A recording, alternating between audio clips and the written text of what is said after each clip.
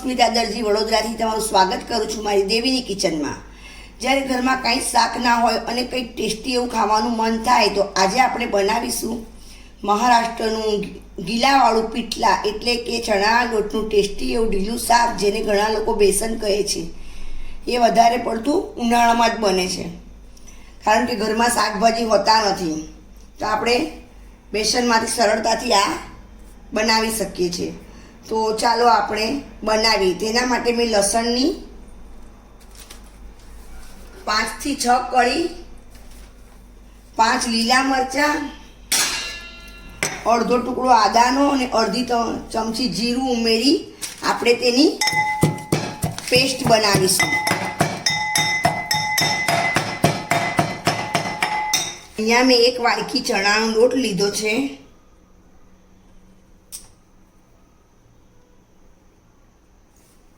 સ્વાદ અનુસાર આપણે મીઠું એડ કરીશું।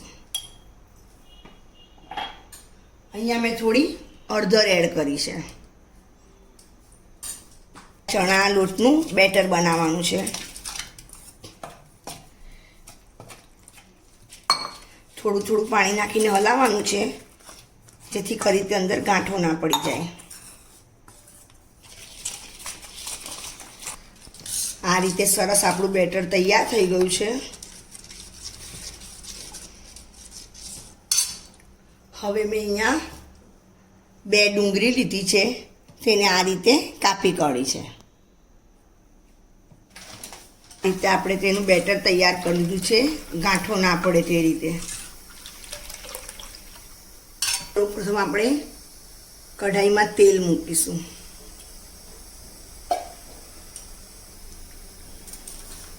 હવે સૌપ્રથમ તેમાં થોડી રાઈ ઉમેરીશું।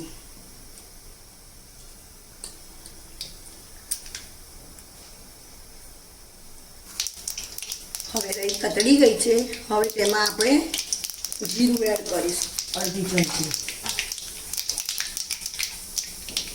હવે તેમાં સ્વાદ અનુસાર હિંગ એડ કરીશું। હવે જે આપણે ડુંગળી કટ કરી છે એ એડ કરીશું। મેં અહીંયા 2 ડુંગળી લીધી છે।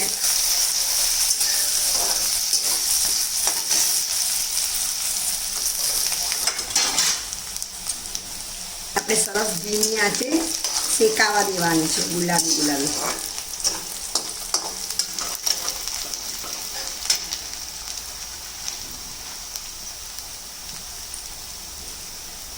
હવે આપણી ડુંગળી સરસ સૂતરાઈ ગઈ છે, સરસ શેકાઈ ગઈ છે। હવે આપણે તેમાં સ્વાદ અનુસાર આદુ, મરચાં અને લસણની પેસ્ટ એડ કરવાની છે। આમાં આપણે લાલ મરચાંનો ઉપયોગ કરવાનો નથી, ફક્ત લીલા મરચાંમાં બનાવવાનું છે।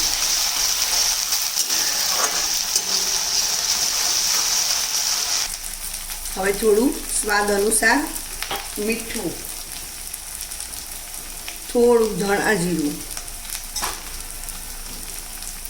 થોડી હળદર સ્વાદ અનુસાર, જેનો કલર સરસ પકડાશે। આપણે બેટરમાં બી હળદર ને મીઠું લીધું જ છે।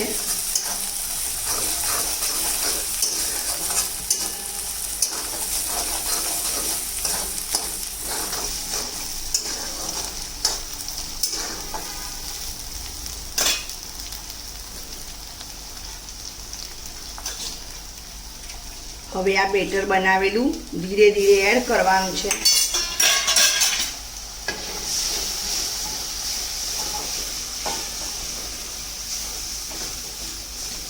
તેમાં ગાંઠો ના પડે તેનું ધ્યાન રાખવાનું છે।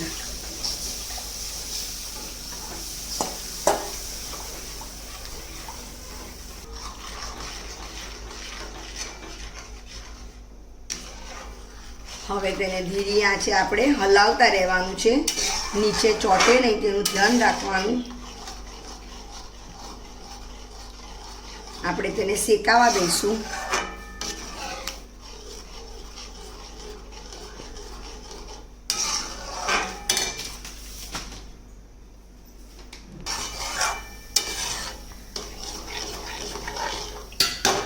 હવે આપણે તેને 10 મિનિટ માટે ઢાંકી દઈશું ધીમી આંચે। તો હવે આપણી 10 મિનિટ થઈ ગઈ છે, આપણે તેને ચેક કરી લઈએ.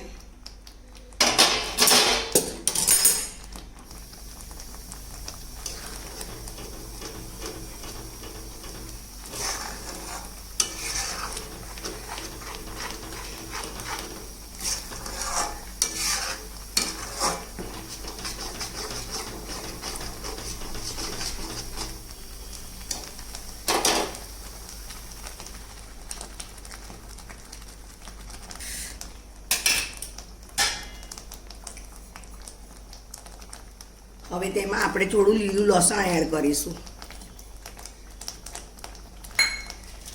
અને લીલા ધાણા.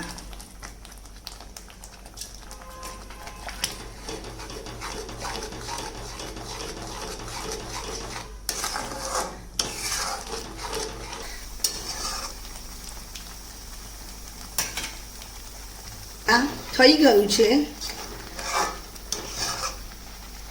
સરસ.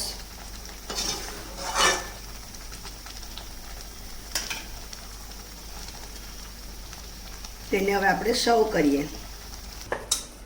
અહીંયા મેં જીરા મીઠાના થેપલા બનાવવા લોટ બાંધ્યો છે. તેમાં અમે જીરું, મીઠું, હળદર અને લાલ મરચું એડ કર્યું છે અને મોમણ.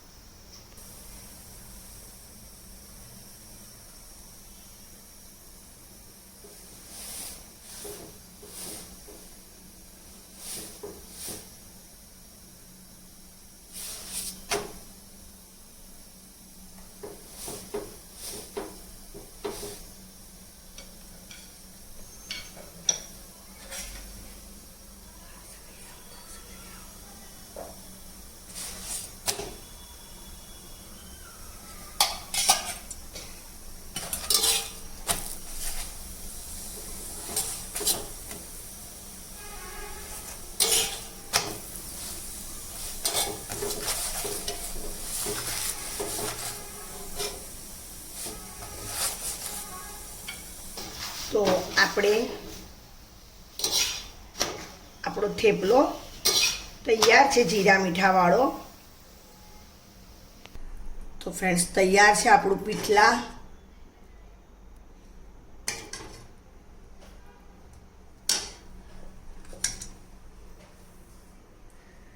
તો ઘરમાં કાંઈ શાક ના હોય તો આ મહારાષ્ટ્રીયન પીઠલાની રેસીપી જરૂર ટ્રાય કરજો. જો તમને આ રેસીપી કેવી લાગી તે મને જણાવજો. પરેઠા સાથે, જીરા મીઠાના પરેઠા સાથે ખાવાની કંઈ મજા જ અલગ છે. તો તમને આવી બીજી મારી રેસીપી જોવી હોય તો મારા વિડીયોને લાઈક કરજો, શેર કરજો, કમેન્ટ કરજો અને મારી ચેનલને સબસ્ક્રાઈબ કરવાનું ભૂલતા નહીં. Thank you for watching. જય શ્રી